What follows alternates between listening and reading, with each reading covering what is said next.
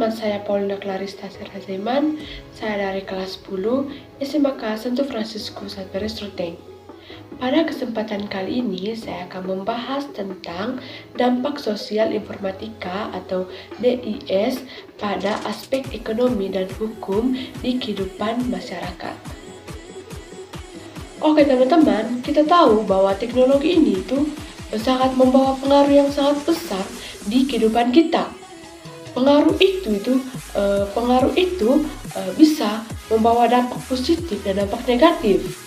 Dampak positifnya itu kita dapat menerima informasi dengan cepat, sedangkan dampak negatif kita dapat menerima informasi yang tidak benar. Di teknologi ini kita harus mencerna dengan baik mana informasi yang benar dan mana informasi yang salah. Selanjutnya saya akan membahas tentang dampak dari DIS ini atau dampak sosial informatika di bidang ekonomi dan bidang hukum.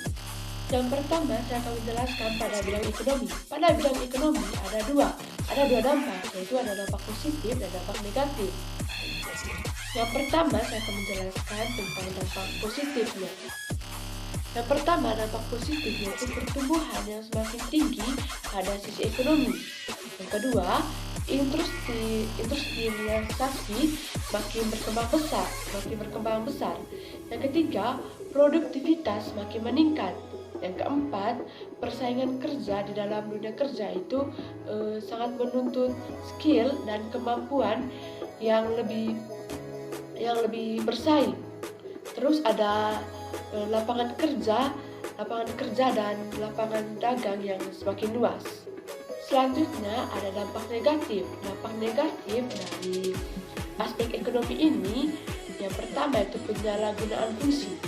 Penyalahgunaan dari sisi teknologi yang mana seperti pelanggaran, penipuan, ada perdagangan, kejahatan yang tidak sesuai digunakan. Yang kedua ada konsumtif. Semakin meningkatnya perkembangan teknologi, orang-orang itu semakin konsumtif. Contohnya itu sekarang banyak aplikasi-aplikasi online, contohnya itu seperti Lazada, Shopee, Tokopedia, yang dimana aplikasi tersebut setiap bulannya itu memberikan promo, yang dimana membuat orang-orang itu semakin konsumtif. Selanjutnya pada bidang hukum. Di sini juga ada dampak positif dan dampak negatif. Dampak positif yang pertama, kegiatan komunikasi untuk keperluan politik ataupun kepentingan lainnya yang berhubungan dengan hukum menyebabkan tersampaikannya informasi dengan cepat. Misalnya saat kita ingin berdiskusi untuk melakukan kegiatan, dapat secara cepat untuk menyampaikannya, sebab adanya gadget yang membantu kita untuk menyampaikan pesan yang ingin disampaikan. Yang kedua, dampak positifnya itu yang kedua, penegak hukum dapat dengan mudah memantau dan dapat cepat tanggap menghadapi permasalahan yang timbul di masyarakat. Terlepas dari perkembangan teknologi, kejahatan-kejahatan yang bersifat konvensional tetap terjadi di masyarakat, seperti pencurian, perampokan, penyelundupan, dan pengguna narkoba, pembunuhan, dan pemerkosaan merupakan hal yang sering kita baca atau hal yang sering kita dengar beritanya di media sosial atau di media massa. Tentunya penegak hukum tidak diam.